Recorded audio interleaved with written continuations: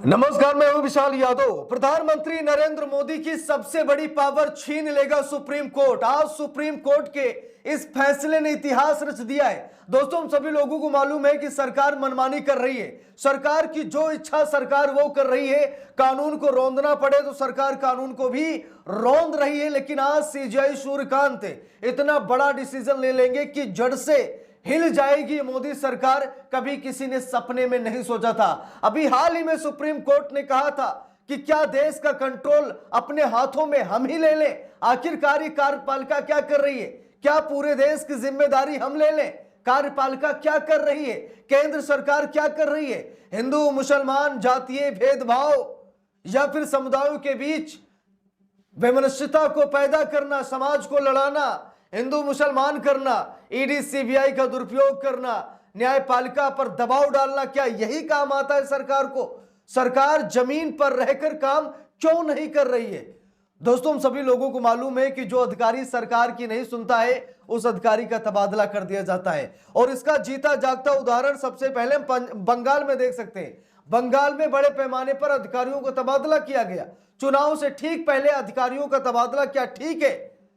उत्तर प्रदेश में भी आए दिन खबर आती है कि बड़े पैमाने पर आईएएस आईपीएस अधिकारियों के तबादले किए जा रहे हैं। इससे यह प्रतीत होता है कि जो सरकार की चरण वंदना नहीं करता उसका तबादला कर दिया जाता है। अब दोस्तों, यहां पर देखिए, हिंदुस्तान अखबार में खबर भी छपी है और सीजेआई सूर्यकांत जबरदस्त तरीके से भड़के हैं। लिखा भी है, देश का दुर्भाग्य है। यह मैं नहीं कह रहा हूं, सीजेआई सूर्यकांत कह रहे हैं। मोदी जी के अमृतकाल में सीजेआई सूर्यकांत ये कह रहे हैं कि देश का दुर्भाग्य है कि चुनाव से पहले अधिकारियों के ट्रांसफर मामले में बोले सीजेआई सूर्यकांत। तो सीजेआई सूर्यकांत ने कहा कि यह देश का दुर्भाग्य है कि चुनाव से ठीक पहले अधिकारियों का ट्रांसफर कर दिया जाता है, अधिकारियों का तबादला कर दिया जाता है, नए अधिकारियों को वहां पर तैनात किया जाता है जिन्हें वहां के माहौल, वहां के समीकरण के बारे में कोई जानकारी नहीं होती है और बड़े पैमाने पर अधिकारियों का तबादला कर दिया जाता है। देखिए, लिखा भी है, देश का दुर्भाग्य है कि चुनाव से पहले अधिकारियों के ट्रांसफर मामले में बोले सीजेआई सूर्यकांत। लिखा कि सुप्रीम कोर्ट ने गुरुवार को भारत के निर्वाचन आयोग यानी ईसीआई द्वारा पश्चिम बंगाल में चुनाव के मद्देनजर बड़े पैमाने पर प्रशासनिक और पुलिस अधिकारियों के तबादले किए जाने के खिलाफ दाखिल याचिका को खारिज कर दिया। देखिए, लिखा है, सुप्रीम कोर्ट ने गुरुवार को भारत के निर्वाचन आयोग द्वारा पश्चिम बंगाल में चुनाव के मद्देनजर बड़े पैमाने पर प्रशासनिक और पुलिस अधिकारियों के तबादला किए जाने के खिलाफ दाखिल याचिका को खारिज कर दिया है। शीर्ष अदालत ने चुनाव आयोग के दौरान अधिकारियों के तबादले कोई नई बात नहीं है, बल्कि ये पिछले 20 से 25 सालों से लगातार चलन में है। चुनाव की घोषणा के तुरंत बाद निर्वाचन आयोग ने पश्चिम बंगाल में करीब 1000 से अधिक आईएएस आईपीएस सहित राज्य सेवा के वरिष्ठ अधिकारियों का तबादला कर दिया था। देख लीजिए, यानी कितने बड़े पैमाने पर चुनाव आयोग ने आईएएस और आईपीएस अधिकारियों के तबादले किए। पश्चिम बंगाल में करीब 1000 से अधिक अधिकारियों के तबादले किए जा चुके हैं। चुनाव बिल्कुल सर पर है, ठीक है, लेकिन उसके बावजूद कितने बड़े पैमाने पर अधिकारियों का तबादला किया जा रहा है और अपने लोगों को ला ला करके बंगाल में उनको पद दिया जा रहा है, उनकी नियुक्ति कराई जा रही है ताकि वो लोग सरकार बनाने में मदद कर सकें। देखिए, लिखा भी है, सरकार और आयोग में भरोसे की कमी है। देख लीजिए, साफ साफ कहा है सुप्रीम कोर्ट ने कि चुनाव आयोग और सरकार में भरोसे की कमी है।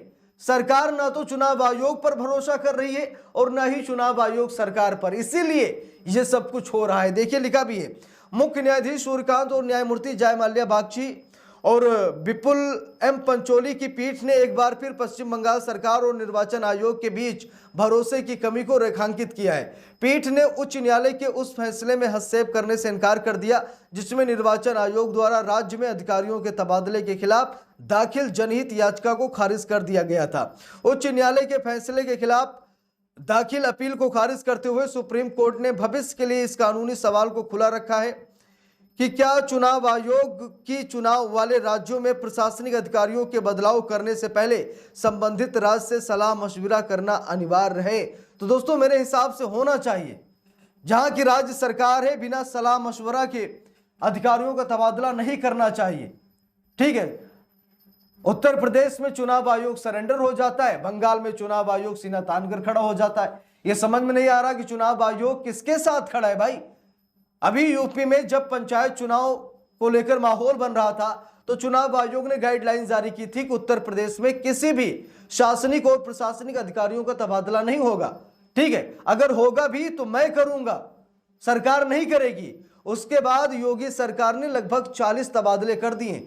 जरा सोचिए, उत्तर प्रदेश की योगी सरकार ने 40 तबादले कर दिए। चुनाव आयोग मूक दर्शक बना देख रहा है। और बंगाल की सरकार नहीं, ममता बनर्जी नहीं, बल्कि चुनाव आयोग अधिकारियों को बदल रहा है, उनका ट्रांसफर कर रहा है, उनका तबादला कर रहा है। देखिए लिखा भी है, मामले की सुनवाई के दौरान मुख्य न्यायाधीश सूर्यकांत ने कहा कि देश का दुर्भाग्य है कि अखिल भारतीय सेवाओं को बनाने का मकसद पूरा नहीं हो पा रहा है। उन्होंने कहा कि पश्चिम बंगाल सरकार और निर्वाचन आयोग के बीच भरोसे की बेहद कमी है और यही वजह है कि मतदाता सूची में विशेष गहन परीक्षण के काम में सुप्रीम कोर्ट को न्यायिक अधिकारियों को नियुक्त करना पड़ा।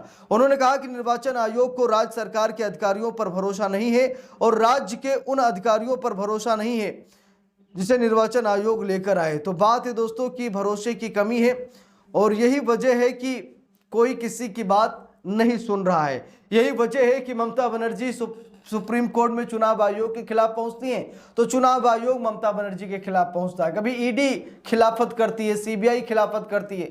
यानी कि देश का जो ये सिस्टम है जिसे मोदी तंत्र कहा जाता है, ठीक है, मोदी सिस्टम कहा जाता है, ये मोदी सिस्टम ममता बनर्जी से नाराज चल रहा है। और नाराजगी का कारण स्पष्ट है क्योंकि इस बार भाजपा ये चाहती है कि बंगाल में किसी तरीके से भाजपा की सरकार बने। बिहार में सरकार बनाने के बाद, तोड़फोड़ करने के बाद, नीतीश कुमार की राजनीति को खत्म करने के बाद किसी तरीके से बीजेपी ने अपनी सरकार तो बना ली है, लेकिन यही खेल ये खेलना चाहते हैं पश्चिम बंगाल में, जो ममता बनर्जी खेलना नहीं देना चाहती हैं। अब भाई कोई इतनी आसानी से कुर्सी नहीं छोड़ेगा ना, जैसा मोदी जी चाहते हैं, चुनाव आयोग चाहता है, ईडी सीबीआई चाहता है। भाई ऐसे तो होगा नहीं, देश में कानून है, व्यवस्था है, संविधान का राज है, तो मनमानी तो किसी की नहीं चलेगी। लेकिन सुप्रीम कोर्ट ने खुद कह दिया कि भाई ये दुर्भाग्य है, इतने बड़े पैमाने पर अधिकारियों का तबादला क्यों किया जा रहा है। भाई इससे क्या हासिल होता है? नए अधिकारी आएंगे तो कौन अधिकारी आएंगे? कहीं ऐसा तो नहीं है कि जो तबादला कर रहा है उसके खास अधिकारी आएंगे, और जब उसके खास अधिकारी आएंगे तो वो उनका ही कहा करेंगे, ये भी स्पष्ट है। तो दोस्तों इस पूरे मामले पर मैं आप सभी लोगों की राय जानना चाहता हूं। सुप्रीम कोर्ट ने सही कहा या गलत कहा, कमेंट करके बताइए। वैसे भी सुप्रीम कोर्ट का फैसला है तो सर्वमान्य है, लेकिन फिर भी जनता की अदालत क्या सोच रही है आप लोग कमेंट करके जरूर बताइएगा। चुनाव आयोग को क्या इतने बड़े पैमाने पर बंगाल में अधिकारियों का तबादला करना चाहिए या फिर नहीं, ये भी बताइएगा।